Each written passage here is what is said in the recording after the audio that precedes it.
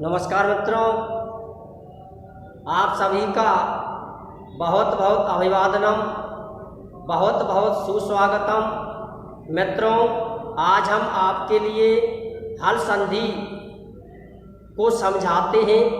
हल संधि दो व्यंजनों के मेल से अर्थात दो व्यंजनों के मेल को हल संधि कहते हैं, अथवा हल और अच वर्ण के परस्पर मेल को हम हल संधि कहते हैं।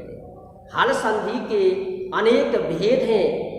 हम उन सभी भेदों का वर्णन स्टेप बाय स्टेप आपके लिए अवश्य कराएंगे, लेकिन सबसे पहले भेदों का वर्णन जो हम प्रारंभ करेंगे वो कक्षा 10th के आधार पर उनके भेदों का वर्णन करेंगे। उसके बाद BSTC, प्री-B.Ed, रीट आदि के अनुसार हम उनके विभागों का वर्णन आपके लिए अवश्य करेंगे। सबसे पहले हल संधि की जो परिभाषा दी है वो परिभाषा है अर्थात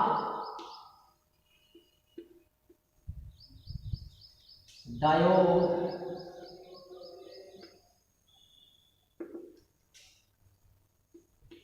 हल वर्णयो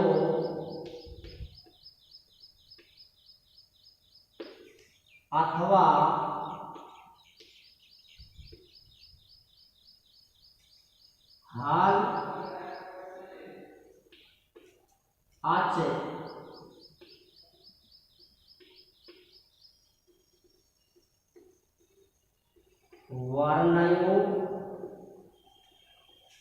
हल अच वर्णयो परस्परम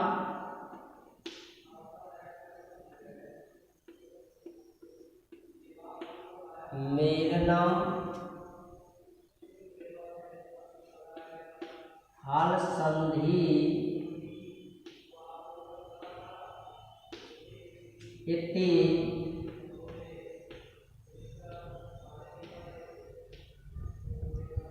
कथ्य। ये इसकी संस्कृत में परिभाषा दी हुई है, अर्थात दयो हल वर्णयो अथवा हल अच वर्णयो परस्परम मेलनम हल संधि इति कथ्यते। अर्थात दो हल वर्णों के और हल और अच वर्ण के परस्पर मेल को हम हल संधि कहते हैं। हल संधि के मुख्य भेद हैं। हल संधि के मुख्य भेद हैं, इसके भेद हैं यथा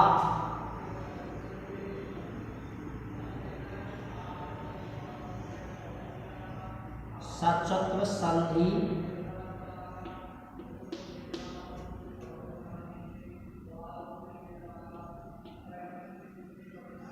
सचत्व संधि,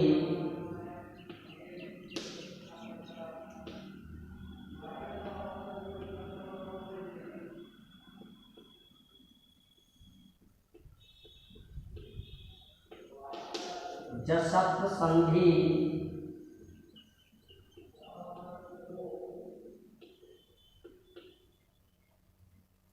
अनुस्वार संधि,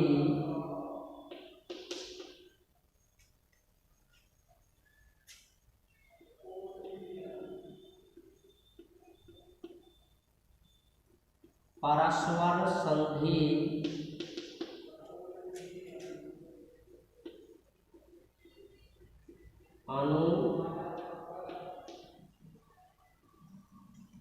अनुनासिक संधि,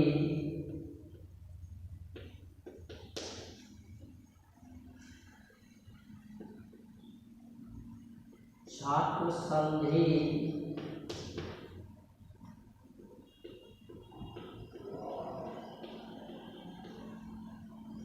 तुगागम संधि,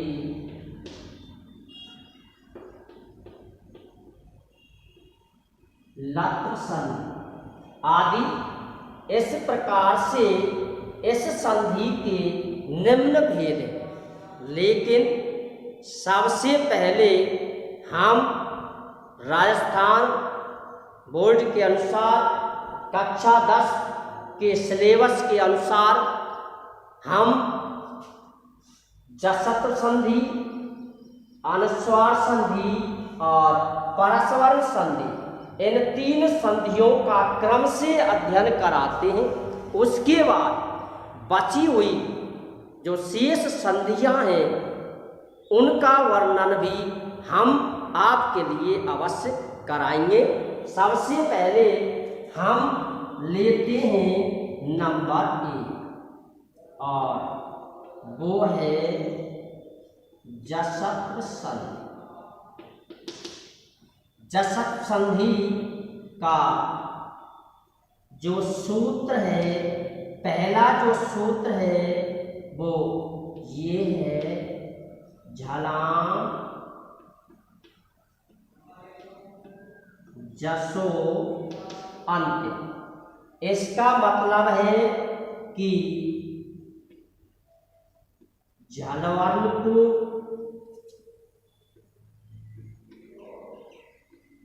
जस वर्ण में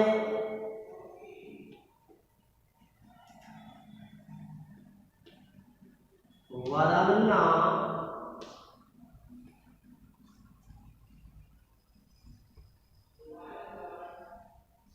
जसत्व संधि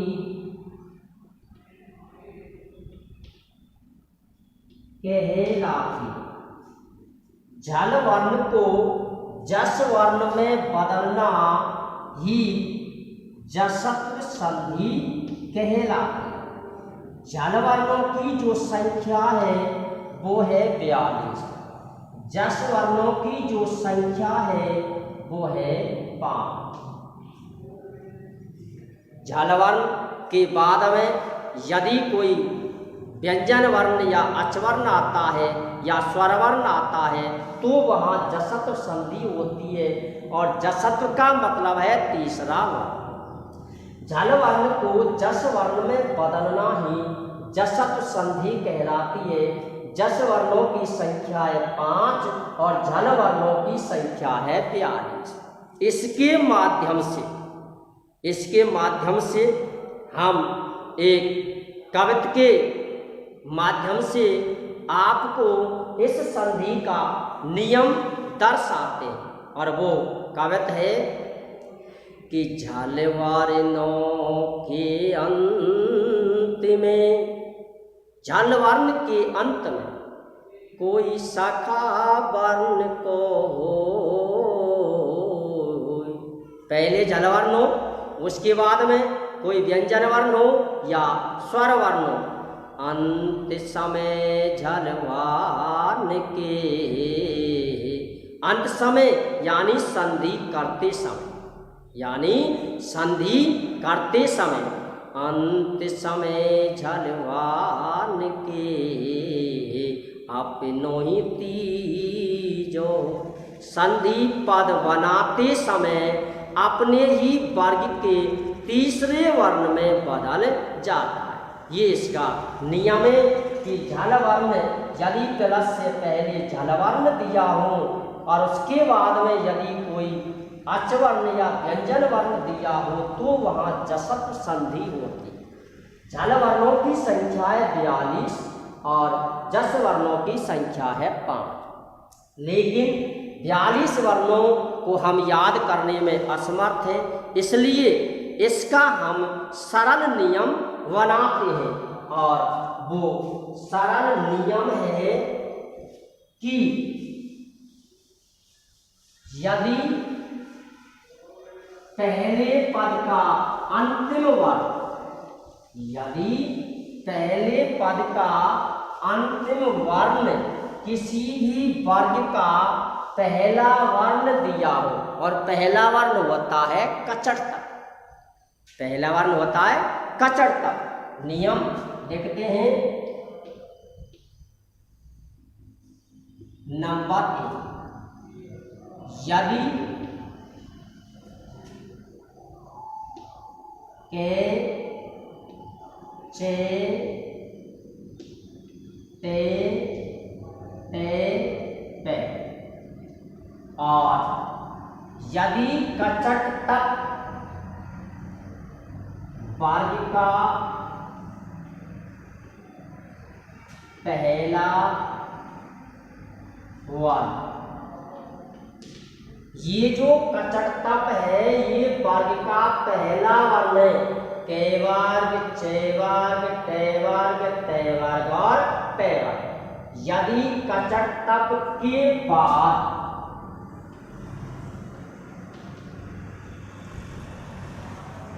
कोई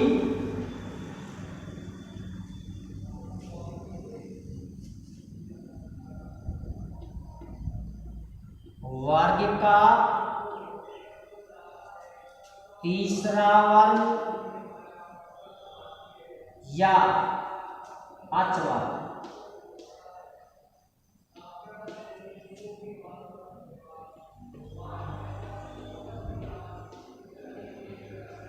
दिया हो तो पहले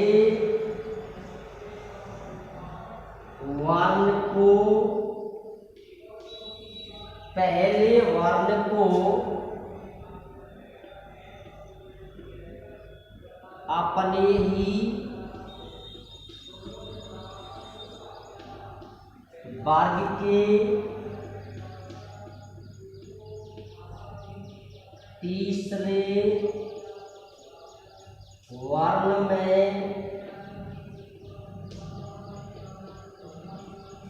बदल देते हैं। यदि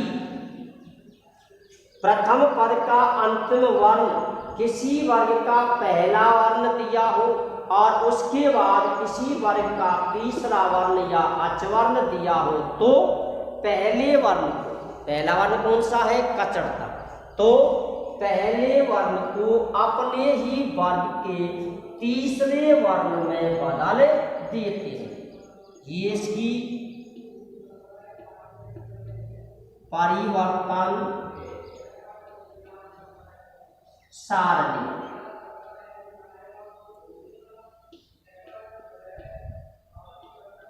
स्थिति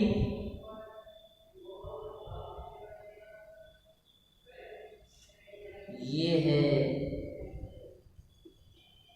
परिवर्तन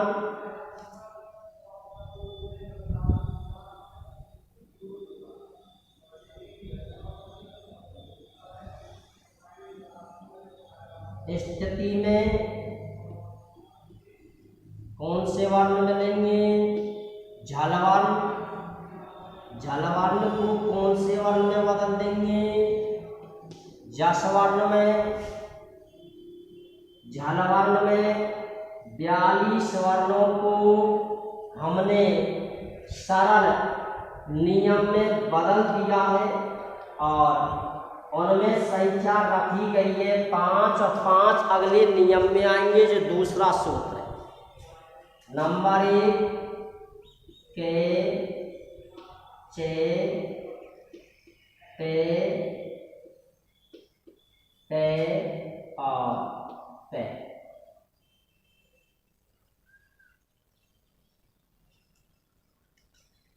के को किसे बदलेंगे? गे में गे, जे, दे और ये जसत्व यानी जस वर्ण है गजड़ तक। जो ऊपर नियम लिखा है वही सारणी का भाव है। इसमें प्लस का निशान लगा हुआ है। इसका मतलब है कि यदि प्लस से पहले कचट तप दिया हो किसी वर्ग का पहला तो संधि कौन सी होगी? जसत संधि। लेकिन उसके बाद क्या मिलना चाहिए? किसी वर्ग का तीसरा वर्ण या अचवर्ण। तो पहले वर्ण को उसी वर्ग के तीसरे वर्ण में बदल देते हैं। और भी हम इसका एक सरल नियम लिखते हैं। 1 + 3 या स्वर बराबर 3। यदि प्लस से पहले किसी वर्ग का पहला वर्ण हो, प्लस के बाद में किसी वर्ग का तीसरा वर्ण या कोई अचवर्ण दिया हो तो पहले वर्ण को हम उसी वर्ग के तीसरे वर्ण में बदल देते हैं।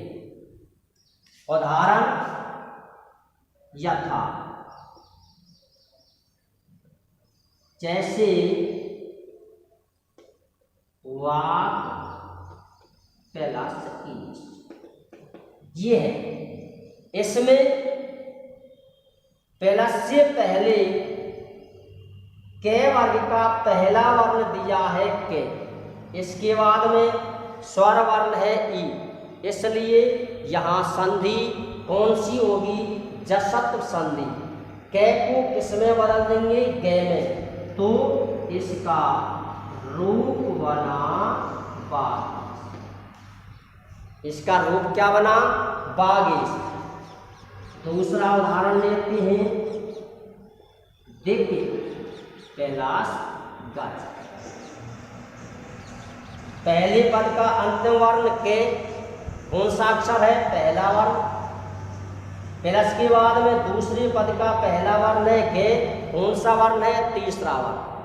यदि कचड़ तब के बाद में तीसरा वर्ण दिया हो या अचवर्ण दिया हो तो वहाँ संधि पद बनाते समय पहले वर्ण को अपने ही वर्ग के तीसरे वर्ण में बदल देते, तो इसका रूप बना दिग्गज।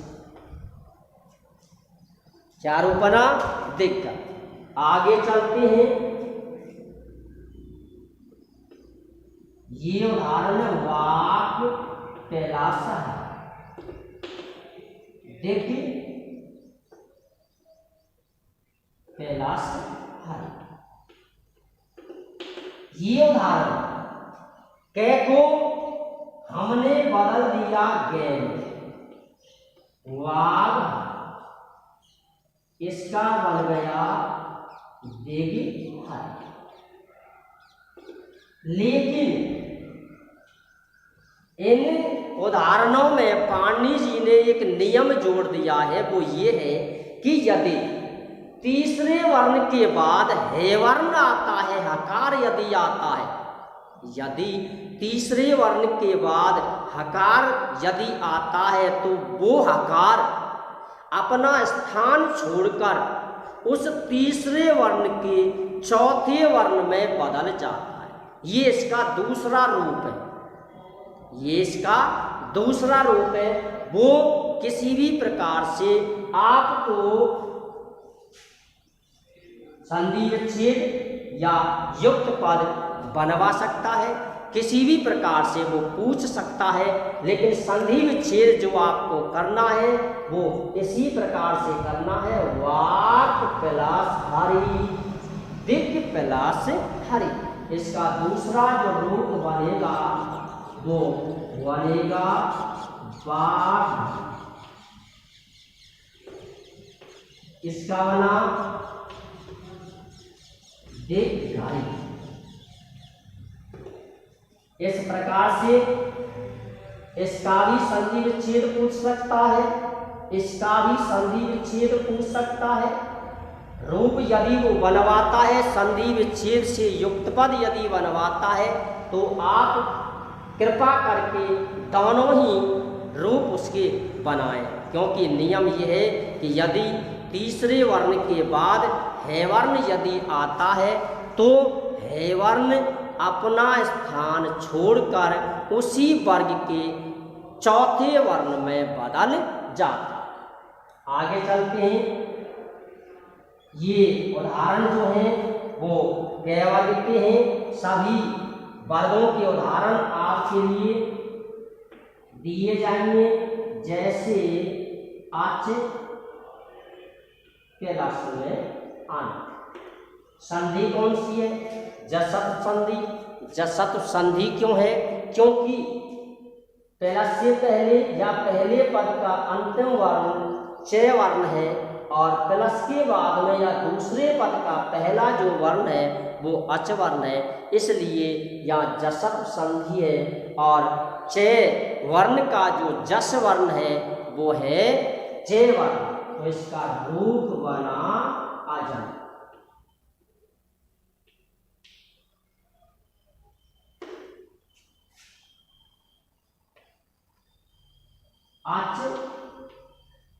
कैलाश ही। ऊपर वाला नियम, इसका रूप बना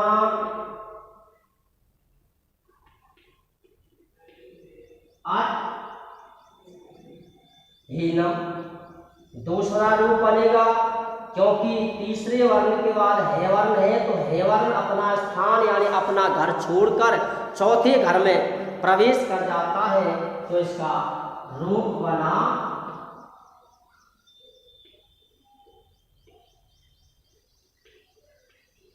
अजी। नंबर 3,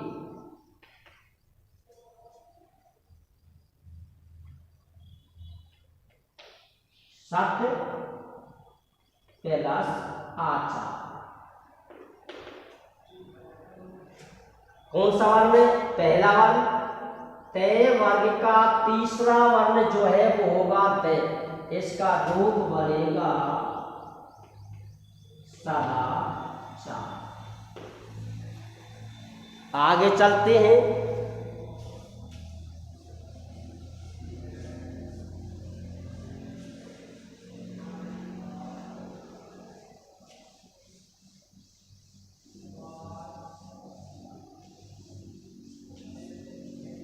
उदाहरणों को समझते हुए इन्हें नोट अवश्य कर लें।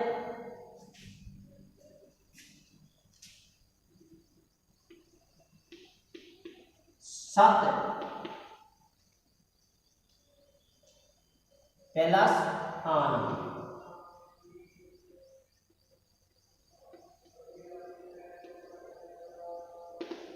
इसका रूप बना सदान। नंबर 4,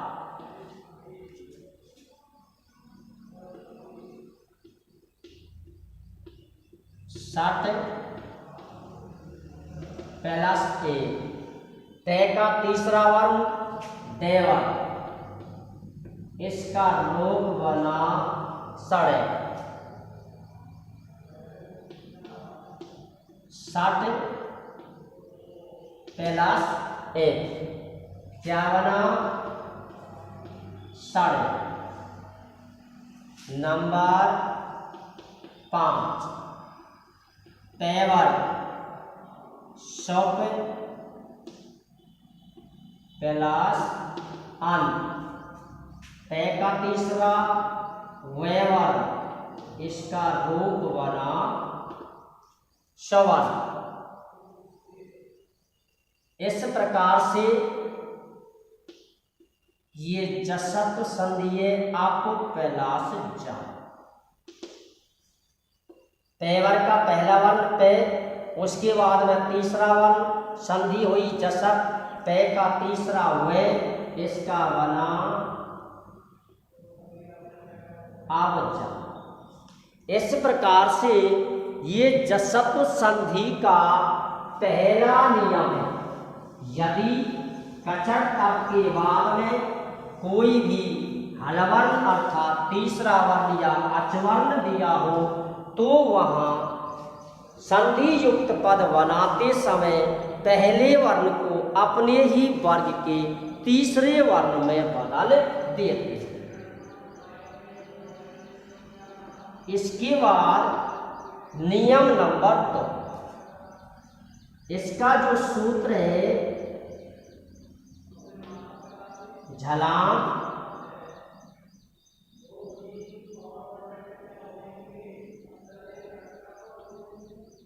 जस जस। इसका मतलब है कि 4 + 4 बराबर 3।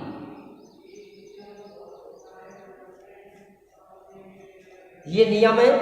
यदि चौथे वर्ण के बाद चौथा वर्ण दिया हो, तो पहले चौथे वर्ण को उसी वर्ग के तीसरे वर्ण में बदल देते। कौन से वर्ण बदल देते? तीसरे वर्ण में। ये इसका नियम है। जैसे यथा, ऋद प्लस धी, 14 प्लस 3। इन दोनों ही उदाहरणों में 4 प्लस 4 बराबर 3।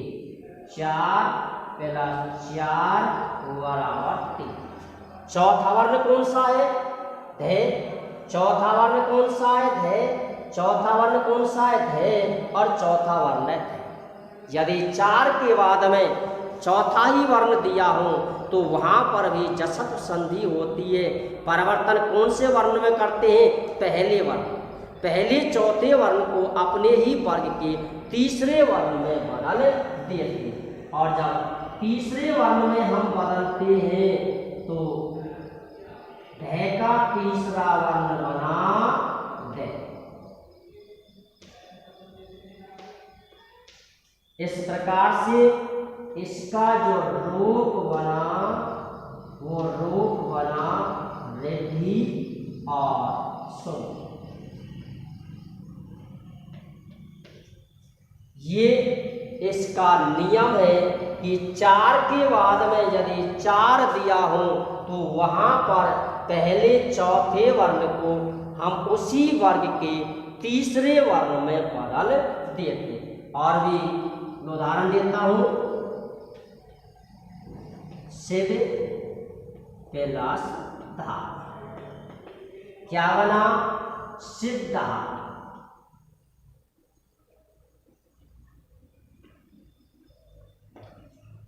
और भी उदाहरण देखो, जैसे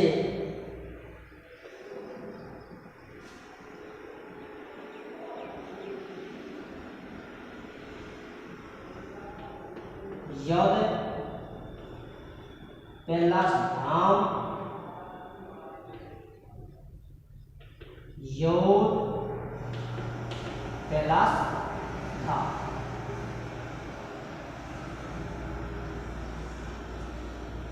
दो प्लस यद इसका बना युद्धम, इसका बना योद्धा और इसका बना दुग्ध। ठीक है बच्चों, इस प्रकार से जसत संधि के दोनों ही नियम मैंने आपके लिए करा दिए। नंबर 1, यदि कचट तब के बाद किसी भी वर्ग का तीसरा वर्ण दिया हो तो कचट तब को अपने ही वर्ग के तीसरे वर्ण में बदल देते हैं। और यदि नंबर 2, चौथे वर्ण के बाद चौथा वर्ण दिया हो तो पहले चौथे वर्ण को अपने ही वर्ग के तीसरे वर्ण में बदल देते हैं।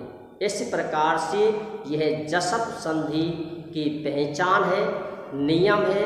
संधि विच्छेद से युक्त पद का निर्माण मैंने आपके लिए किया। अब संधि युक्त पद से हमें संधि विच्छेद करना है।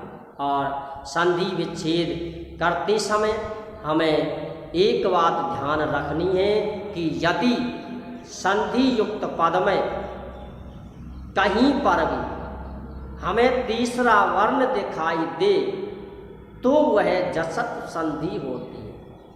विच्छेद करते समय यदि उसके बाद तीसरा वर्ण है या अचवर्ण है तो तीसरे वर्ण को उसी वर्ग के पहले वर्ण में बदलकर उसका संधि विच्छेद किया जाता है। दूसरा नियम, यदि संधि युक्त पद में तीसरा वर्ण दिया हो लेकिन उसके बाद चौथा वर्ण यदि दिया हो तो तीसरे वर्ण को संधि विच्छेद करते समय उसी वर्ग के चौथे वर्ण में बदल देते हैं। इस प्रकार से यह संधि का जो संधि विच्छेद है और संधि युक्त पद है, इन दोनों को ही मैंने आपके लिए बतला दिया।